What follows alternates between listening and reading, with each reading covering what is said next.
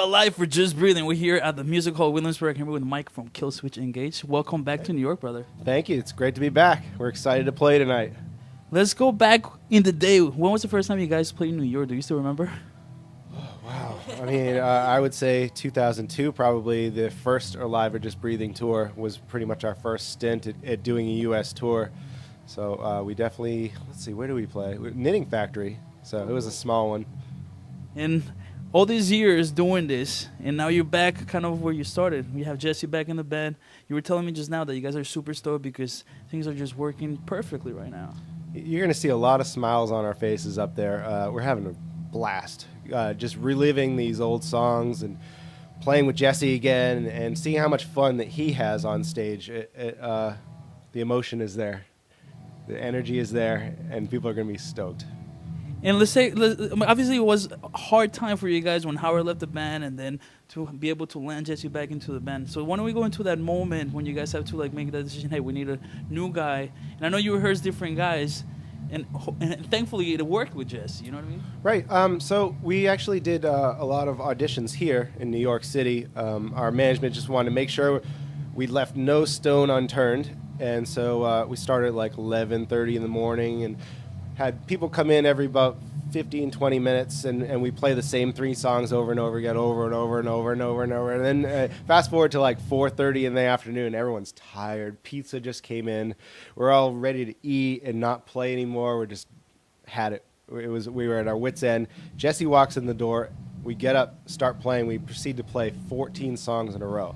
That's how much fun we were having. And we could care less about fatigue or any of that stuff. It was just a blast. It was just really fun. And there's this weird synergy that you feel if you're a musician when you're playing with like-minded musicians that is it's really hard to explain, but it's this energy that you get, and you don't have to physically say, do this, do that. The other person kind of knows. It's I don't know, this synergy thing, and Jesse had it with the band. It was fantastic. So Jesse was the last one to audition, basically? Second to last.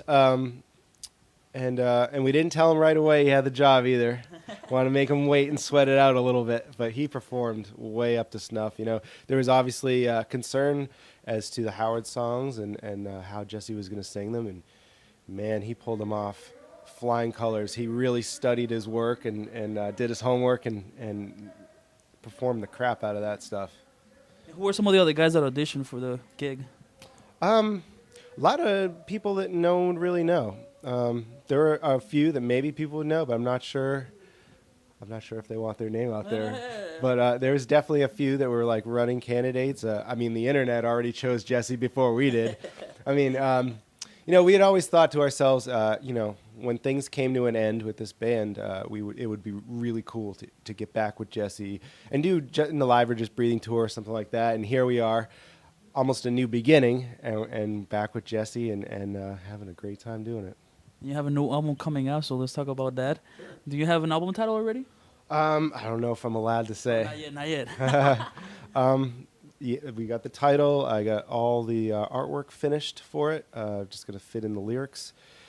12 songs. Hopefully I'm allowed to say that. Sometimes I say too much.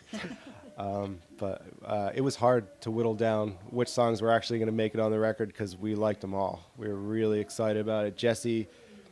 It was weird. Jesse did 2 songs and then kind of wanted to get a feel for how the band was communicating and hanging out together. And he's like, let's go out on tour and see how it is, and then I can come back and finish the rest of the record and really have a better headspace for what's going on with the band.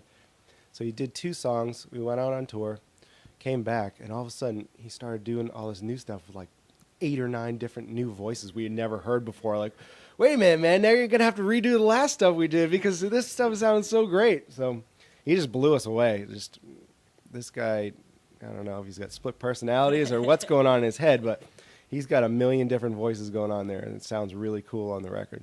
And whether you guys recording with who?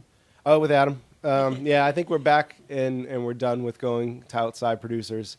Adam's our guy. It's the most relaxed situation as far as recording goes. It's like sitting on the couch like this with your friend, chatting occasionally. Oh, I'll play that. Where do you want to go eat? How much beer do you got in your fridge? That type of situation. Oh, I got to play again. Okay, there you go. The playing is secondary next to hanging out with a good buddy and having a lot of laughs and a good time. So that's the way we're going to stay from now on. Stick with that. I think that formula works for us. It seems like, of course, you guys have always been flag holders for the Massachusetts scene, and it's awesome because now Adam is kind of the architect of the sound. Everybody's going to Adam, and I think for you guys, as you said, it's very special and comfortable because, hey, that's not only our musician or guitar player, but it's also like, hey, as you said, it's so easy because it's not like you have to go into a certain mindset and be like, oh, we got to go to the studio now. He is the most unprofessional professional I've ever had to deal with. I mean, he wants to get work done, but he's going to lay in a couple fart jokes and other things to make you feel at ease. So that's really cool. Also, Andy Sneap. We're back to our old crew. Andy Sneap is going to be mixing the record like he did with the first few records, and we couldn't be happier. He really gets our sound and knows what we need to sound like, so he could put it all together and make all the instruments breathe. So we're excited about that. He's awesome. So that's where you guys are right now? He's mixing the record as we speak? Or? Yep, right now. Yeah, we're getting mixes through the mail here and there and fine-tuning at the moment, but it should be complete very soon. What is the release date? Do you have an official release date yet? I don't know if I'm allowed to say, but it's going to be spring. So now you know. I mean, it is coming out. It's already pretty much done. Oh, it's coming out. It's exciting, dude. I'm very excited just hearing. Can we hear some tracks? Sure. No. Are you guys going to play anything new tonight or not yet? No, I think for us, this is just the Alive or Just Breathing thing, right. And we're trying to keep everything else away from that. We do play other songs besides the Alive or Just Breathing set, just to kind of get people in the mood and get them jumping and stuff like that. No new songs this time around, though.